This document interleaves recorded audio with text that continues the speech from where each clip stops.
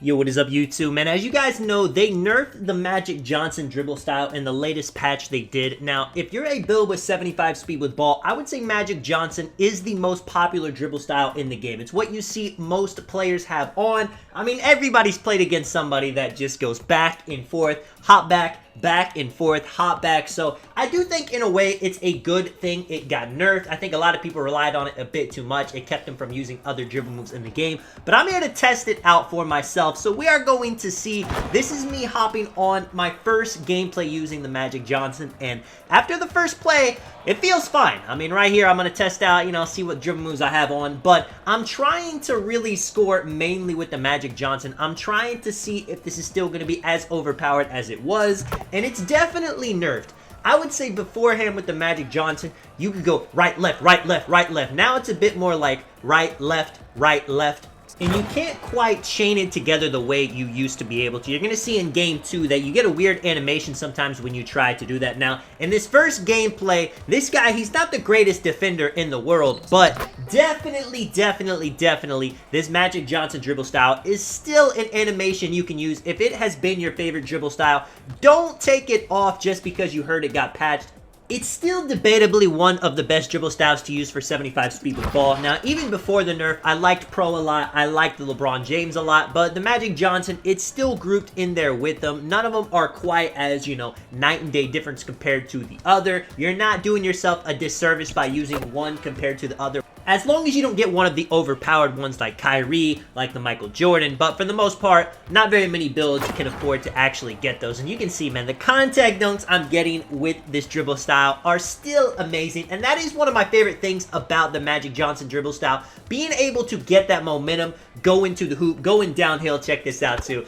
I love that starter 3 Rafer Alston animation that I have on my build. But so far, have not missed a shot. He's not able to pluck me now. As we get into a couple more gameplays, you're going to see some people start playing a little bit better defense. But I would say the guy I'm going up against, he's an average defender. And for the most part, when you're playing NBA 2K24, you're going up against average defenders. Not a lot of people are playing, comp stage, 5v5 Pro-Am, going against 2K League sweats. I'm trying to give you guys the realistic outlook on this animation, whether it's still going to be usable or not, and you definitely can use it as your main dribble move. Now, I will say, if you're somebody that only used Magic Johnson to score, I have played against a lot of players that do that, where this is the only thing they do.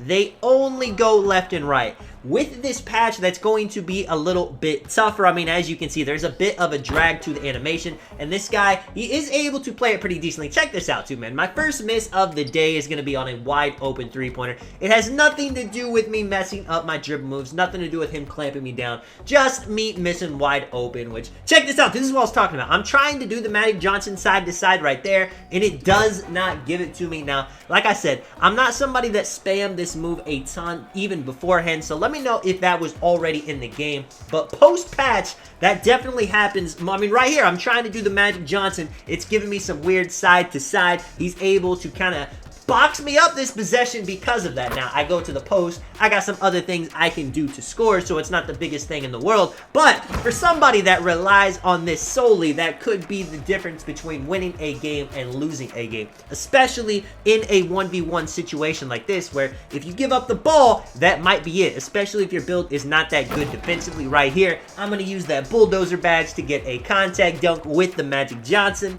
I'm sure he thinks just because I missed one three-pointer, he's going to live with me shooting, live with me missing another one. But especially now, too, because I got that sharpshooting takeover, I'm not going to miss another three. It's okay to mistime a shot. It's not okay to mistime a bunch of shots in one game, especially in a make-it-take-it game. Now, we got my last gameplay. This guy is a 97 overall GOAT tier. He's not scoring that many points, but they had that one event where it was games to 11. I think it was called Quick Games, so maybe that brought his point total down. Either way, he is a GOAT tier, so I'm sure he's going to be a good defender. And as you can see, starting right off, he's playing my rim run. I'm going to hit him with the post hop shot, though.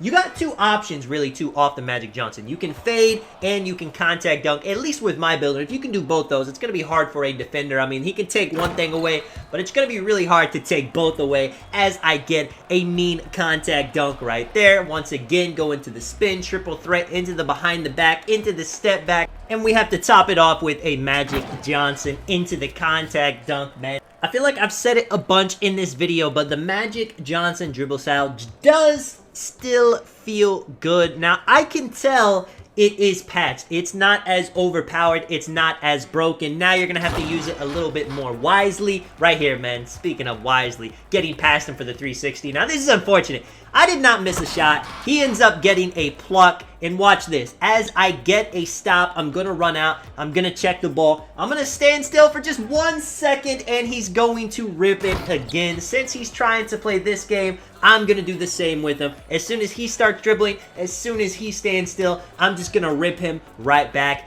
Get the ball.